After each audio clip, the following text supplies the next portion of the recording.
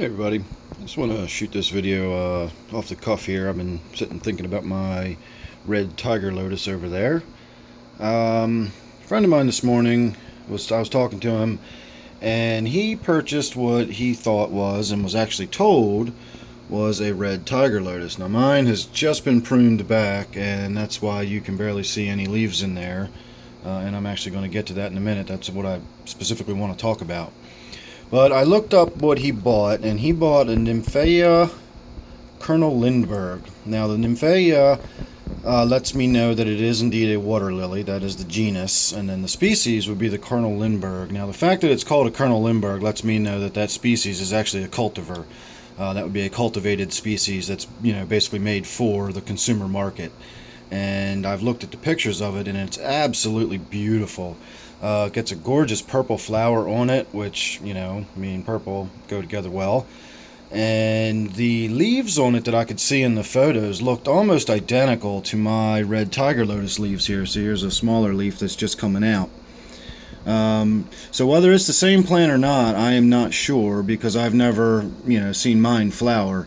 And that's kind of where I'm going with all this. So species aside, regardless of what you want to call it, and it very likely could be that Red Tiger Lotus is just the common name for that particular cultivar, although usually when it's a cultivar they use the name of the cultivar. That's why they've cultivated and named it that. I actually have a host out in my garden called the James T. Kirk or Captain Kirk or something like that, and we have it planted right next to one called the Enterprise. So the names they come up with are meant to be saleable names. So the fact that it's called the Colonel Lindbergh, I would assume, is probably not the same exactly as the Red Tiger Lotus. So for all I know, I could have a red flower on this, but the leaves look the same. Those could be the slight, tiny differences. So no sweat on the actual species that you got. But as far as the care and maintenance of the plant, they're really, really big plants. They're really pond plants, is what they should be. Now, first time I ever experienced one, I was out at Pretty Boy Reservoir when I still had my boat, and I saw one with the leaves on the surface of the water, and I decided that would be something neat to bring home, and I could have a sort of wild collected water lily. And of course, as soon as I boated over to it, I realized how silly I was thinking that. It was further away than it looked, and by the time I got over to it, it was enormous. It probably covered 5 feet of water. The diameter of the spread of the leaves was probably 5 feet, and it was probably in 4 feet deep water, and the leaves had come all the way up from the bottom. And that's just what this plant will do. It will grow and grow and grow if you don't stay on top of it. Now, you can already see in my tank, all these little white roots that are shooting up and sticking up. Those are all from that one bulb right there. And I guess this would not be called a bulb or a root. It would probably be a rhizome. I'm not exactly sure about that. I'm just guessing on that. But from what I've seen of it, it looks like it would be a rhizome. Again, I'll look into that. Maybe I'll put an annotation on there and tell you what it actually is right in this part of the video. But I have 2 of them in there, and one I thought was dead for the longest time, and apparently it rooted in, and that's where these sort of smaller spindly stalks that are coming from behind the rocks there are. The main plant is this one here, and you can see that sort of furrowed leaf back there. It's already sending out another shoot. And then you can see where I have chopped these shoots off fairly close to the bottom. You don't have to get right down on the bottom, but you want to keep it well groomed. You see how spindly and long that one back there is with that little leaf on top? That will just keep stretching and stretching and stretching. And what the plant is doing is, I will use human terms, and I will say it's looking for the surface. And the first leaf that finds the surface, from that moment on, every single shoot that plant puts out will be headed straight for the surface, and it'll just be this long, leggy, spindly plant. And in any kind of aquarium that has a hood on it, you simply can't have a water lily floating on the surface. The flower won't have room to bloom, the leaves will be way too close to the light source, etc., etc. It's not an indoor type plant for a closed tank. If you've got an open top tank, and it's a really big open top tank, and you've got lighting that's raised above it, yeah, I guess you could try it and see what happens. It'd be interesting. So what I do is just get in there every time the leaves start getting close to the surface and getting fairly large, and I cut them back. And it's as simple as that. It's just fairly easy maintenance.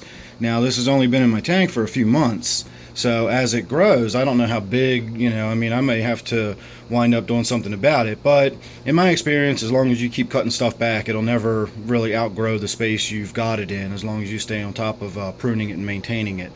But it's super easy to grow. They don't need a whole lot of light.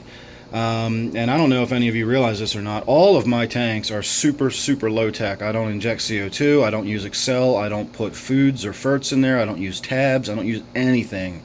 The only thing I use is the planted substrate that I like, and that provides trace minerals and things like that to the plants that, normally dosing it would do. So that's the only accommodation I use for my planted tanks. As far as the Tiger Lotus goes, that's a really easy one to grow. Water lilies are just, really easy plants. They just soak the nutrients out of your tank. They grow really fast, and they're absolutely beautiful plants. I always recommend them, but you need a fairly sizable tank. You need probably at least a 40 breeder or something just to have one in there. Otherwise, it would just be way too big of a, you couldn't try to keep one well maintained in a 10 or 20 gallon tank. It's just way too big for a tank like that. But if you got the room, they're great plants. And when you get them, they will probably come from the store about that size, and they will have a little black looking or very dark brown sort of acorn sized hard ball at the other end of it, the part that I'm assuming is the rhizome. And you just stick them in your substrate and let them go. This leaf right here in the front, that bright red one, is actually the first new shoot or new leaf that's come out from this one since I've put it in the tank about a week ago. So I've already got new growth developing on this one. And this, of course, is my brand new 125, and I will have at least one of the Tiger Lotus in here. I'm actually already thinking about putting a second one in somewhere nearby, so I get a little bit of crossing over of the stems and the leaves and a little bit of intermingling of the two plants. So that was my little impromptu discussion about the water lilies or Tiger Lotus. Again, I've never had any experience with them getting to the surface, so I know that they go through different stages and cycles. Once they reach the surface, they put out different kind of leaves. That's when they start sending up their flower shoots. I'm never going to see those lily pad type leaves in my tank because I'm never going to let them grow. And I'm certainly never going to see a flower in my tank because I'm never going to let it grow. I simply have it for the structure and the color and the foliage and that sort of thing. There's not going to be any flowering water lilies in my tank or any lily pads floating on the surface. So there you have it. Thanks for watching. I always say that you should subscribe now because I do these sort of random impromptu videos all the time. You don't want to miss any of them. Lots of good stuff. So thanks for watching this one. Hope you enjoyed it. Hope that was helpful to somebody, and I will see you on the next one.